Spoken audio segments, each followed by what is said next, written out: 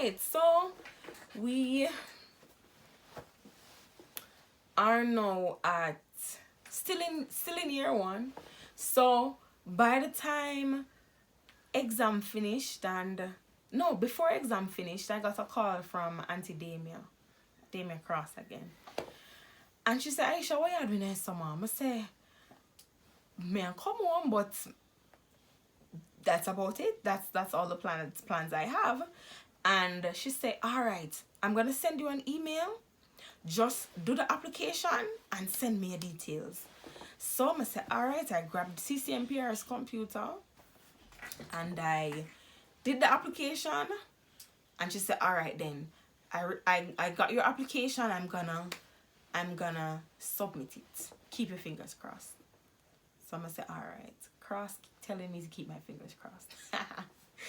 I kept my fingers crossed. I prayed. I said, God, I'm going home. And, just work it out. So I got an email from Sagicor the following week to say, Miss Joseph, you have been accepted to participate in our summer program. And I was like, wow. What's next semester school fee? You understand? Just like that. And so God would have, before the semester, before fall 2016, he would have provided, because I would have been working all summer. So of course me have time to get myself together and save, and I went to work. God provided clothes for me to go to work. So let's go back. I've never worked before, so I only church clothes I have, right? And poor people don't go out. So the only good clothes I had was my church clothes. You understand? So I was there and I said, alright, I'm gonna work, but I'm gonna where I work.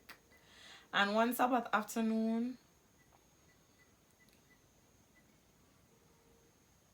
I don't know if she wants me to say her name. That's why I'm pausing. Maybe she wouldn't want me to say her name. The rest of people whose names I've called, like, I don't call her name already. A joke. They would not mind. I don't know if this particular person wants me to say their name. Alright, so I won't say her name. She just called me. She said, Aisha, I have some work pants, My daughter get some work pants, but them can't fit her. And your figure just look like you would have dropped right in a them. When the pants came, I did not have to make any adjustments to them at all. They were the perfect fit. Look how God I didn't beg. I did not beg. This person just got some clothes, saw me in them, didn't know I had a job, and just said, alright, I'm gonna get Aisha them work pants here.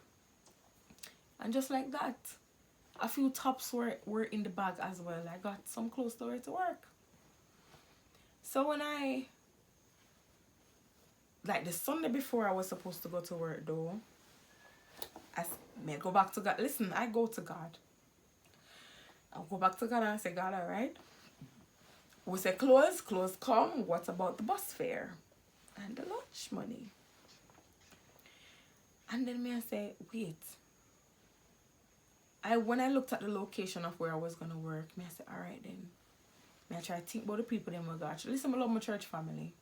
And I let them know my business because those people protect me. And they are always willing to assist me with anything. God church. Nice people there church. I'm not hypocrite alone there church. Go on a church, you meet some nice people. So my daddy, I go through my mind and I say, alright, who can I ask to drop me to work in the morning? So lo and behold, Auntie Erica come to mind. Mr. Auntie Erica, I call Auntie Erica. I say, Auntie Erica, I just got an email from Sagicor to say that I can participate in it. Auntie Erica say, which location are you going to be in? Aisha, let me tell you, you know that you can depend on me, and even though I have a time problem, I will leave out early just to drop you to work. And I told her at the time I had a downtown location for the first 2 months of the summer, and then for July and August, I was right in Auntie Erica's building. And I explained that to her and she was like, all right, no problem.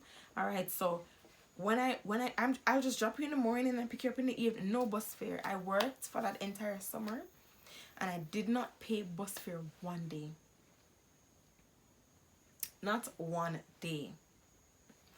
And I went back to school, not with my entire tuition, but with enough so that when I did my student work program, that balance would match it and I wouldn't have my tuition on my mind. So that semester was clear.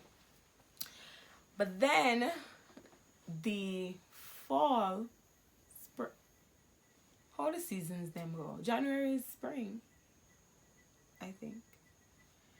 That spring 2017. So the first semester of 2017, things kind of looked a little bit dim.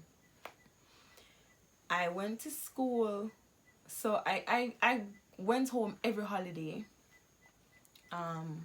Went home every holiday because I was attached to my family. Even though the physical situation was not comfortable, I'm very, if you know me, my family is a big deal for me. And proximity in any relationship that I'm in, whether it's a friendship or an intimate relationship or a family ship, proximity is important to me. I have to see you, I have to hug you, I have to laugh and play with you in order for me to, my mind to tell me that the relationship is healthy and flourishing. That's just how my brain works. And so I went home every holiday, was what I was trying to explain. And the December I went home, and the January when I was supposed to come back to Mandeville, I was saying to Joel, you know,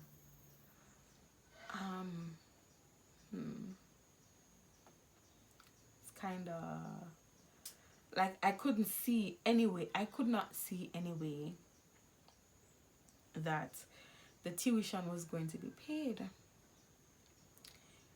Anyway, I went to school, I moved back down, I went to school, and I went to the same process, go to finance, go to advisor, because by this time I was not versed.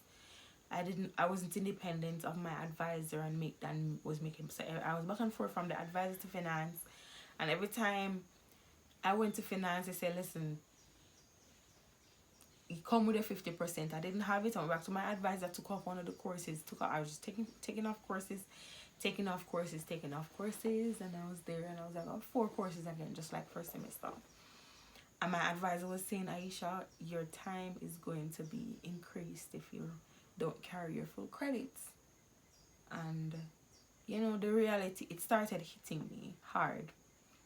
But I did not get discouraged then. I kept it pushing, and I just, every time when something was said to me, I went to God.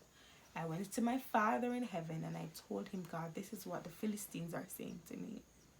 And you will deliver Israel from the Philistines in Jesus' name. So let me be David. Alright? I want to be David. I want to kill the giant. Not the literal people, you know. The circumstance. Yeah. And, you know, cried because there is something about me. This is certainty. Certainty is a big issue. If I'm uncertain, then I'm not going to be happy. And as a Christian, I'm still trying to find the blend. I'm still trying to humble myself under God's hand.